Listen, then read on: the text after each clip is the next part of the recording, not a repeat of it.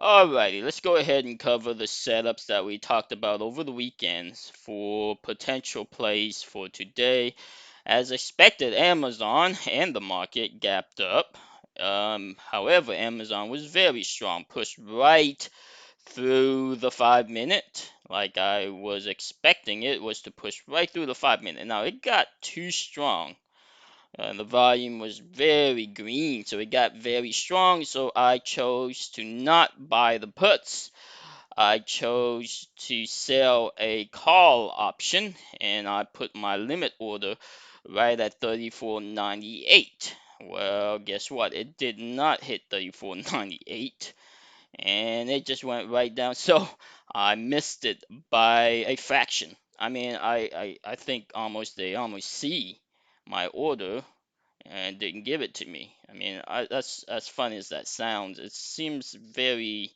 It's funny how it just ends right at 34.97.95. Didn't get to 34.98. So I missed out on selling that call option, which was a potential loss of, it's got to be at least 1,000 or 2,000, at least 1,000. I probably would have covered that call option or even buy the put option somewhere down here. Now look at how it went all the way down. So I knew it was gonna sell off. Didn't know how much of a sell off, and that's why I didn't buy the puts and chose to try to sell the call option.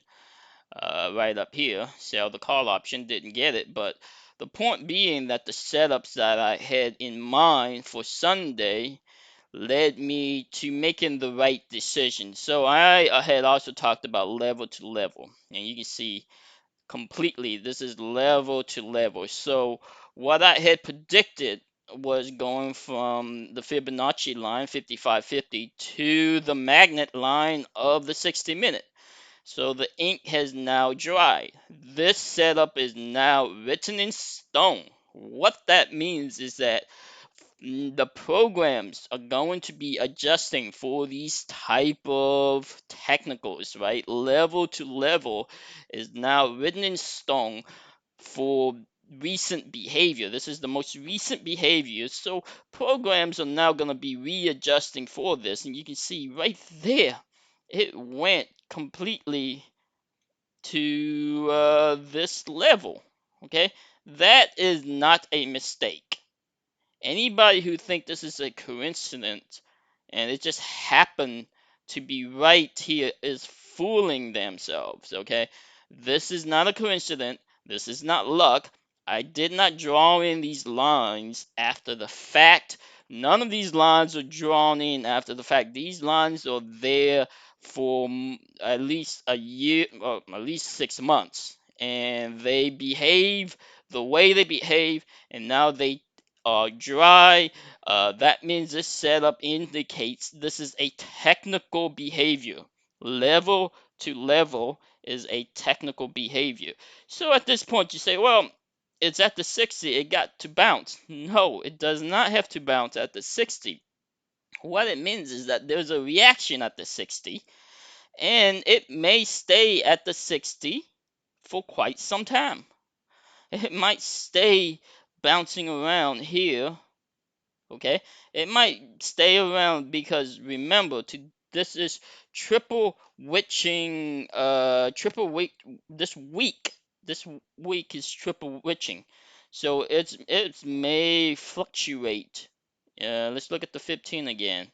So it may fluctuate around here. Okay, uh it may fluctuate around here for a little while. So is the bias up? Is this a doji tail? Does this mean that it gets close enough to the 20-minute and that it's gonna bounce? Not necessarily. Not necessarily, okay?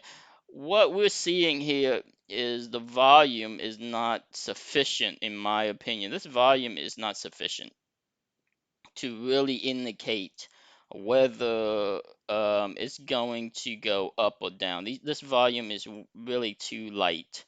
So at this point, we got to say the bias is more or less neutral, meaning it's probably the safer bet would be either to buy a straddle or sell a straddle.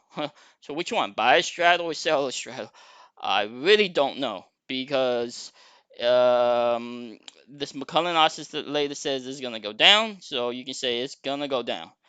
But this is also a doji tail, so it might go up. So which one? I don't know. That's the whole part of technical analysis is sometimes you just don't know. And you can say, well, look, the QQQ has bounced from the 60 or the 20 minute, the 20, not 20 minute, the 20-day moving average. This volume is sufficiently high, and this doji tail indicates it's going to go up. So the QQQ indicates it's going to go up. Therefore, Amazon have to go up. Well, normally that's the case, but you got to look at every factor and say, look at this volume on this puts. Look at this volume on this puts. There's a steady volume coming in on the 2450. You don't normally see that. That is extremely heavy. You see, and also on the 2400. This is extremely heavy. It's consistent and it's extremely heavy. You never see 10,000 on a options for Monday. I mean, for Monday on the puts, 3,400, 10,000 here, 14,000 here. What's the next one? Here is 8,000 on the 2460. I mean, that's a lot of put options. So this option is telling you something. It's telling you, man, I don't know. I don't think the bias is up. I mean, yeah, you got 1,500 on the 3,500, but this is not. I don't know how strong this is. To be honest, this doesn't look all that strong. Let's see, 3,450. Again, that's at the end. Yeah, at the end. So this may be something here. Okay, this may be something here. So it's really conflicting at this point because you do have consistent put buying, uh, and but then you have conflicting data on the call. You know, the puts are coming in, somewhat consistent, but then you have calls volume coming in at the end. So, and the QQQ is indicating a reversal. So I would say it has to be technical Tuesday.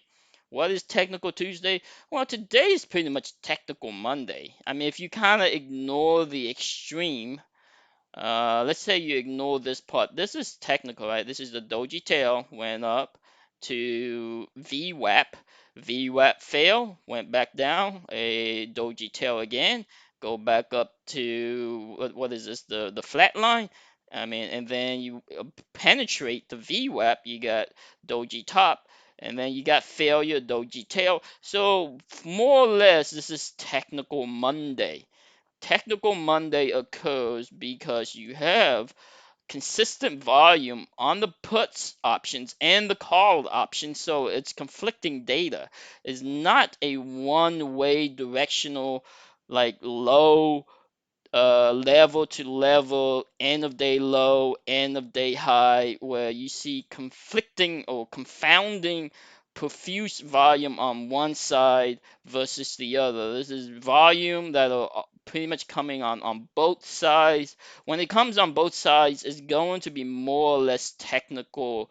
Technical Monday, technical Tuesday. So I'm expecting more or less technical Tuesday. So I did sell a straddle, I think around somewhere here at the 30 here, right here, right? At the 30, no, right here, 34.50. I sold a straddle and I actually made $250 on that straddle. I don't know, I thought it showed it more toward, like I don't know the exact time I sold it, but I made 250 plus I made some scalping. So today I made around 650 on the large account. Missed this big one, but that's okay. I mean, sometimes you do miss this opportunity cost. This is a $1,000 opportunity cost that I had already called for on the Sunday on the weekend setup. So I would say looking at this, we're gonna expect Technical Tuesday for Amazon, and on the morning, I'm gonna see how strong the volume is, and hopefully after the volume settle down, I'll go ahead and look at the volume coming in on the calls and the puts. And if it's really kind of stable for the day, I might sell a straddle like I did, and and then cover it for $200, $300, whatever that may be. I probably won't hold it past 1 o'clock, 2 o'clock for the afternoon, because I think the afternoon they can easily hijack it one way or the other. Maybe not for Tuesday, but definitely for Reversal Wednesday, right? Reversal Wednesday can easily be one of those, boom, one way or the other. So I'm gonna say Technical Tuesday for Amazon right now is probably the setup I have in mind. Overall direction is bias is I would have to say the bias for Amazon gotta be down still. So I gotta be careful on selling the straddle, or if it's looking really, really weak for Amazon and the volume coming in, what you don't want is something like this. Like in the morning, you don't want to get caught in one of these flush and then hope for a reversal. You do not want, this is too strong of the volume. And if something comes like this, you're just gonna either wait it out or try to chase this going from level to level. If you do chase going from level to level, it's going to have to be right here on the 50. I think it'll break the 20 and go straight to the 50, which would be around 34.10. And it may even penetrate a little bit, right? A lot of time it'll penetrate and be right at 3400 before the bounce. So if it's something like this where the volume is coming in red, you're gonna expect for it to pretty much penetrate 3400 and then maybe recover. So that is a scenario that you have to pay attention to. I have to pay attention to as well. And if that scenario comes about, I probably won't sell the straddle because one of this situation right here called for too much volatility, too much the intrinsic value of the puts is too high for you to sell and make money, because it can go either way. It may still end up flat somewhere, so I'll see about how, depending on how expensive the intrinsic value or the theoretical value. If it gets really, really expensive, I might sell the straddle and pick 100, 200.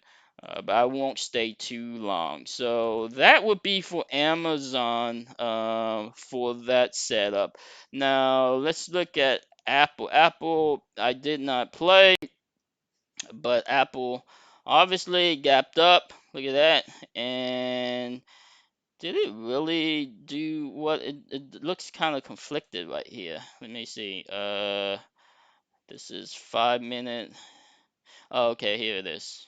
So yeah, so Apple, let's see, yeah, so gapped up, and then there's nothing here for me to say other than the fact that it did gap up, and it went flat for the day. So I didn't play it. I don't know if, I think 50 still looks like a potential, yeah, definitely 50 still look like a potential, target, since still below the 60 right here, still below the 60.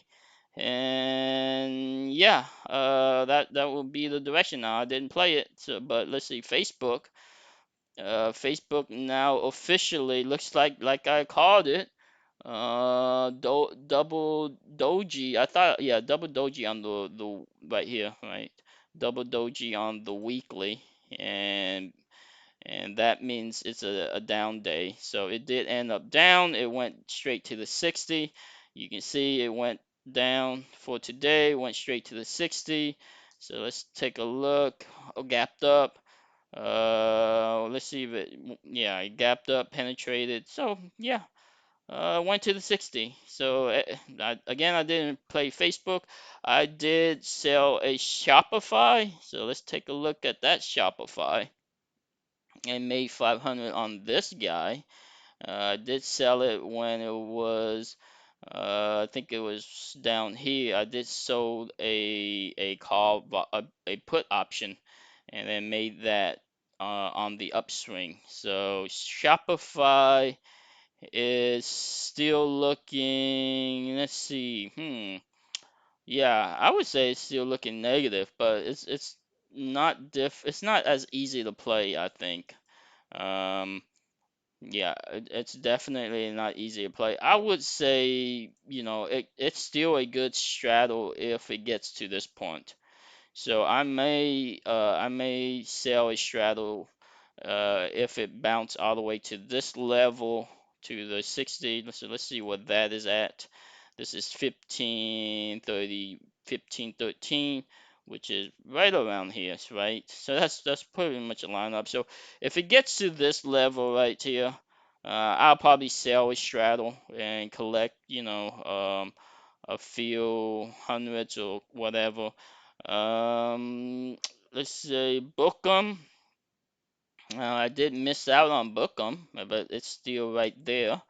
It's still potentially, I am still potentially trying to sell a straddle on one leg, and we'll see what happens tomorrow, whether it goes up a little bit more, and I still may sell. So I didn't get this one because it gapped down, unfortunately. If had it gapped up, I would have sold the call option, and then when it gotten down to the 60, like I have said, so the put option. So that would have been a perfect setup. Unfortunately, it did not gap up.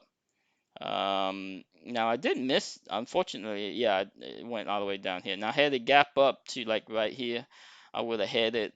Unfortunately, the morning, it comes so fast, right? When you have this setup right here, you have Amazon doing whatever, and then you got, Tesla, and you're looking at too many things. And I was looking at Shopify and Bookem, so it's kind of difficult to see everything. I think if I hire a partner to, but I don't know if I could afford a partner right now. To play for a second or third account, I might be able to be more successful on handling multiple trades because the morning goes so quickly, and I'm looking at Amazon, I can miss out on potential setup. Like, had this gap up, I may or may not have gotten it depending on how busy I was looking at Amazon. So managing different setup is still something I'm not very good at, to be honest. Um, so what else do we have? We got Tesla, that always for me difficult to play, but look at that. Gapped up, went down, and then all the way back to the 15. So again, my goodness, look at that tail. I mean, how do you play that? I mean, geez, if you are a buyer and you feeling this pain, I mean, do you at some point just say, "Oh my goodness, I just gotta cover," and then when you cover, it's like it goes all the way back up, and like you kicking yourself. I mean, if you let's just say you bought this top right here, right, hoping, hope, oh, this top, and it went down, and you bought it. I mean, that's a lot of pain, to be honest. That's the type of pain where you see like right here. These type of paying are very difficult to watch because you account the put option. You would be, if you were selling the call, or selling the put. I mean, that put option is really going in value. If you bought the call option, I mean, that call option is just dropping in value tremendously. So that's a lot of pain to sit through just to wait all the way back up. So I don't like feeling that pain, to be honest. That type of pain plays with your head.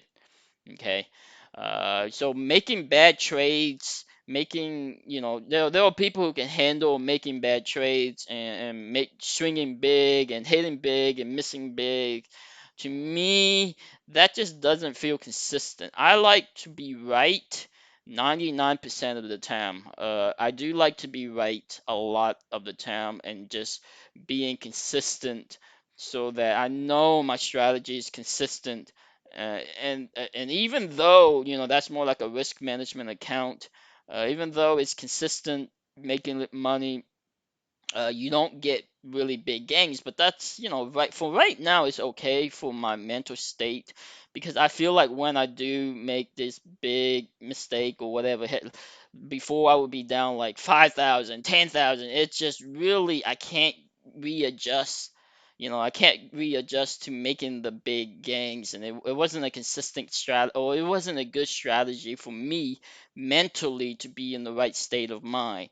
Now that I switched over to more of a risk management account, more, manage risk, being more disciplined, having the correct setup, and just making, consistent hits. I like that strategy a lot more, right? So that's why I try to stay away from Tesla, because it's so difficult to read this. Even though you say, well, look at this. This is so easy. If you got that 710 and you go to 743, that's a lot of gangs, right? It is.